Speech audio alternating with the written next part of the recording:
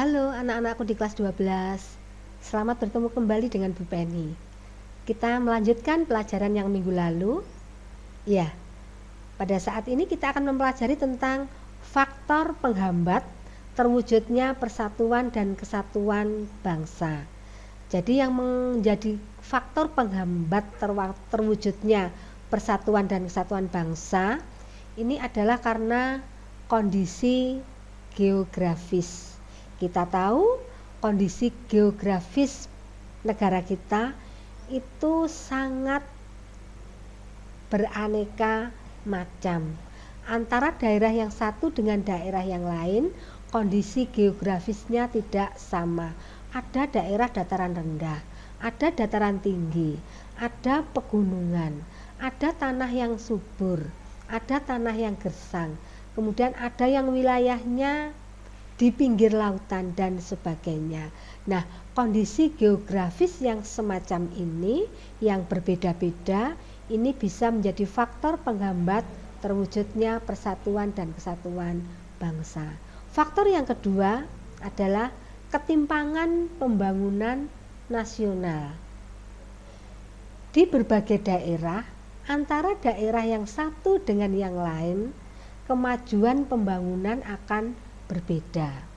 Nah, berbedanya ini ada yang sudah maju, kemudian ada yang kurang maju, dan ada yang belum tersentuh dengan pembangunan. Nah, ketimpangan atau ketidaksamaan ini bisa menjadi faktor penghambat untuk terwujudnya persatuan dan kesatuan bangsa. Kemudian faktor yang ketiga yang menjadi penghambat terwujudnya persatuan dan kesatuan bangsa adalah keberagaman masyarakat Indonesia. Keberagaman ini meliputi keberagaman tingkat sosial ekonomi, keberagaman ras, keberagaman agama, dan lain sebagainya. Keberagaman inilah yang menjadikan faktor penghambat terwujudnya persatuan dan kesatuan bangsa. Yang keempat adalah munculnya gejala etnosentrisme, dan faktor penghambat yang terakhir adalah tergesernya budaya bangsa Indonesia. Pada saat ini utamanya generasi muda itu sudah mulai meninggalkan budaya bangsa sendiri.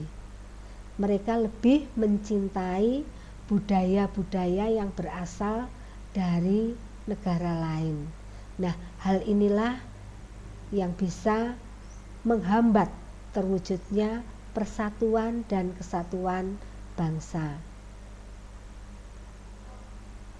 Di sisi lain, anak-anak, ada prinsip-prinsip persatuan dan kesatuan. Jadi hal-hal yang bisa mewujudkan untuk persatuan dan kesatuan bangsa kita, yaitu yang pertama adanya prinsip wawasan Nusantara. Dengan adanya kesatuan prinsip dalam wawasan Nusantara, ini bisa untuk mewujudkan persatuan dan kesatuan bangsa.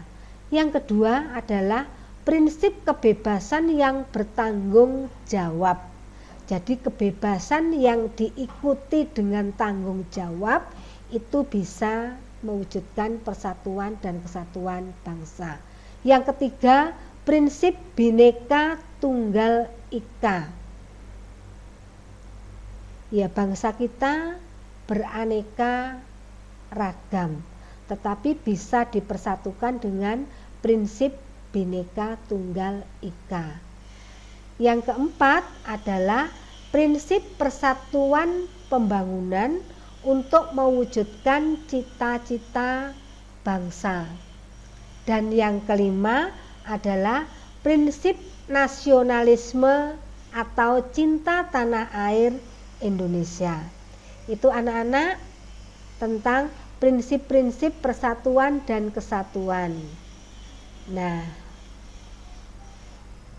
yang terakhir, coba kita lihat seorang tokoh peraih Nobel Perdamaian tahun 2014 yang bernama Malala Yousafzai.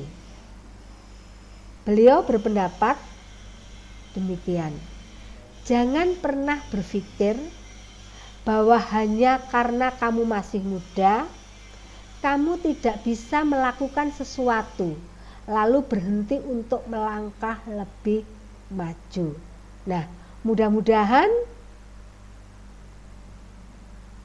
prinsip dari peraih Nobel Perdamaian 2014 ini bisa kita jadikan motivasi untuk melangkah lebih maju lagi, terutama kalian sebagai generasi muda.